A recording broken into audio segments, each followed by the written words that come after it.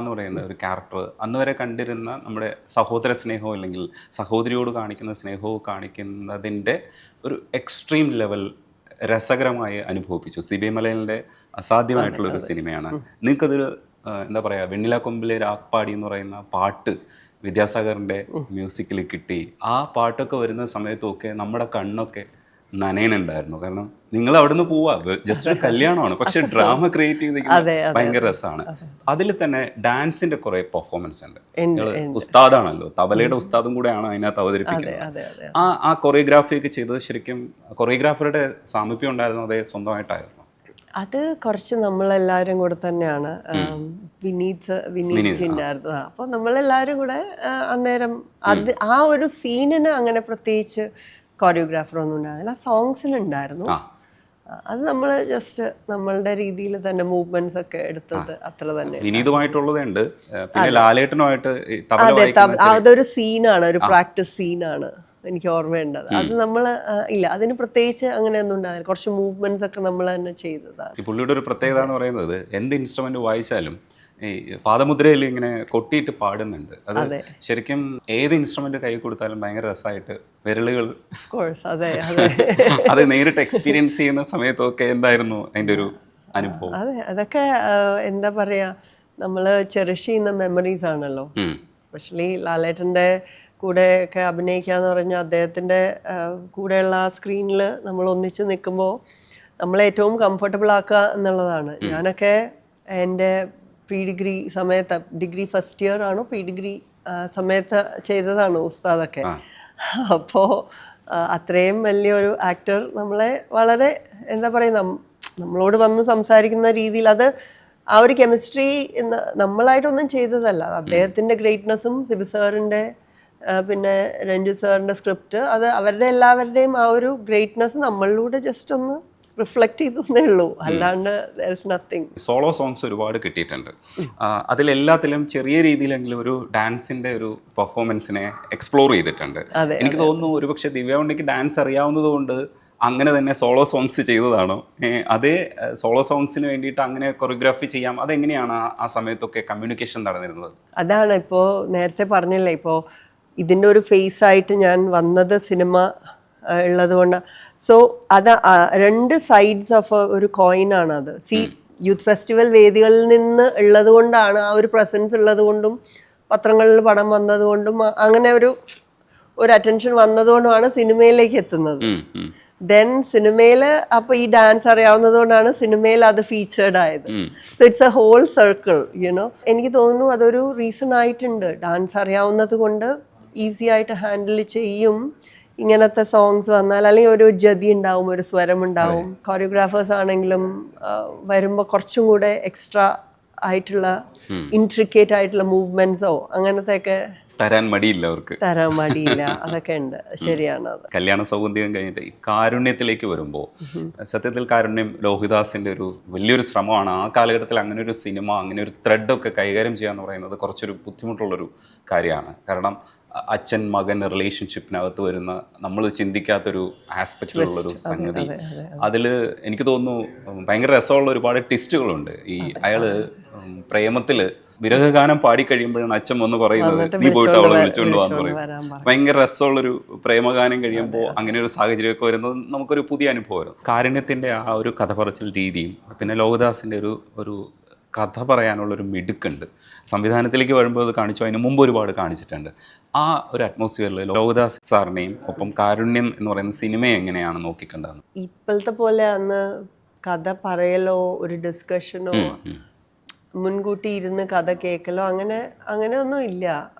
At least ഞാൻ ചെയ്ത സമയത്ത് ഒരു പക്ഷേ ഉണ്ടായിരുന്നായിരിക്കാം. പക്ഷെ നമുക്കൊക്കെ ഇപ്പോൾ ലോഹി അങ്കിളിനെ പോലൊരു ഡയറക്ടർ വിളിക്കുന്നു, ദിവ്യ വർക്ക് ചെയ്യാമെന്ന് പറയുമ്പോൾ നമ്മൾ പിന്നെ അതിന് മേലെ ഒരു ചോദ്യമോ എൻ്റെ ക്യാരക്ടർ എന്താ, ഞാൻ എന്ത് ഒന്നുമില്ല. ലൈക്ക് ഞാൻ വർക്ക് ചെയ്തിരിക്കുന്ന, ഞാൻ എപ്പോഴും പറയും എല്ലാവർക്കും അത്ഭുതമാണ്, അങ്ങനെ ഇരുന്ന് കഥ കേട്ടിട്ട് വർക്ക് ചെയ്തിട്ടുള്ള ഒരു സിനിമയും ഉണ്ടായിട്ടില്ല.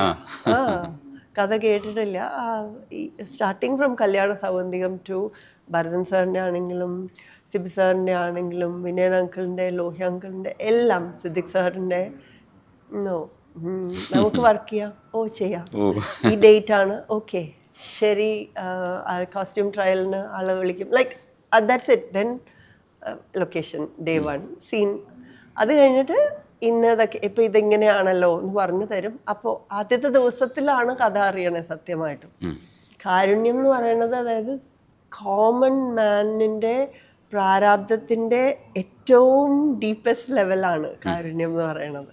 എല്ലാവരും ഇങ്ങനെ അടക്കി പിടിച്ചിട്ടുള്ള ക്യാരക്ടേഴ്സ് എല്ലാം ഇങ്ങനെ മനസ്സിലിങ്ങനെ അടക്കി പിടിച്ചിട്ടാണ് എല്ലാ ഡയലോഗ് ഡെലിവറിയും എല്ലാം. മുരളി അങ്കിൾ, ജയറാമേട്ടൻ, എല്ലാവരും ഇങ്ങനെ എന്താ പറയുക, ബിഗ് പില്ലേഴ്സാണ്. സോ അവരുടെയൊക്കെ മുമ്പിൽ നമ്മൾ വളരെ സട്ടിലായിട്ട് അഭിനയിക്കണം. ആൻഡ് ദെൻ 2 സെക്ഷൻ ഉണ്ട്. ഫസ്റ്റ് ഹാഫ് പ്രണയമാണ്, പിന്നെ സെക്കൻഡ് ഹാഫ് അഡ്ജസ്റ്റിങ്ങും ടോളറേറ്റിങ്ങും അങ്ങനത്തെ ഒരു ഇതിലേക്ക് പോകും. ഈ ഇന്ദു എന്ന് പറയുന്ന ക്യാരക്ടർ ഞാൻ എൻജോയ് ചെയ്തിരുന്നു. അത് നമുക്കൊരു ക്ലാസ് റൂം പോലെ ആയിരുന്നു. ഞാൻ അത് എൻ്റെ പ്രിപ്പറേഷനോ മെത്തേഡോ ഒന്നും ഉണ്ടായിരുന്നില്ല.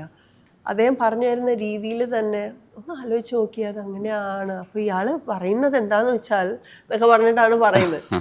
സോ അത് പറയുമ്പോൾ തന്നെ ഓട്ടോമാറ്റിക്കലി നമ്മുടെ കണ്ണ് കുറച്ചൊന്ന് ഗ്ലിറ്ററി ആവും, ലൈക്ക് കണ്ണ് നിറയും നമുക്ക്. അദ്ദേഹത്തിന് അങ്ങനത്തെ ഒരു കഴിവുണ്ടായിരുന്നു. സോ അതാണ് നമ്മളൊന്നും ചെയ്ത എന്നോടിങ്ങനെ അനുഭവങ്ങളൊക്കെ ചോദിക്കുമ്പോൾ ഞാൻ എപ്പോഴും പറയും ഞാനൊന്നും ചെയ്തിട്ടില്ല. ആളുകൾ നമ്മളിങ്ങനെ ഒരു ക്ലേ മോൾഡ് പോലെ, അവരൊക്കെ ഈ ശില്പികള് തീർത്ത ശില്പത്തിലെ നമ്മളൊരു എന്താ പറയാ, ഇത് വലിയ ആൾക്കാർ പറയുന്ന വർത്താനമാണ് കേട്ടോ. ശരിക്കും നിയത്ര ധന്യയിലാണ് വരുന്നതെങ്കിലും എനിക്കൊന്ന് പൂക്കാലം വരവായിൽ ചെറിയ സ്കൂൾ കുട്ടിയായിട്ട് അഭിനയിച്ചിട്ടുണ്ട്. ആ പൂക്കാലം വരവായിലുള്ള ജയറാമേട്ടനാണ് പിന്നീട് നായികയായിട്ട് കാരുണ്യത്തിൽ വരുമ്പോൾ അത് അത്തരത്തിലുള്ള ചില രസങ്ങൾ ഉണ്ടാവുന്ന ഭയങ്കര രസമല്ലേ? അതെ, തമാശക്ക് പറയാറുണ്ട് എന്നോട്, ഞാൻ 10ലും ദിവ്യ 4ലും പഠിക്കുമ്പോൾ നമ്മളൊരു പടം ചെയ്തു എന്നൊക്കെ.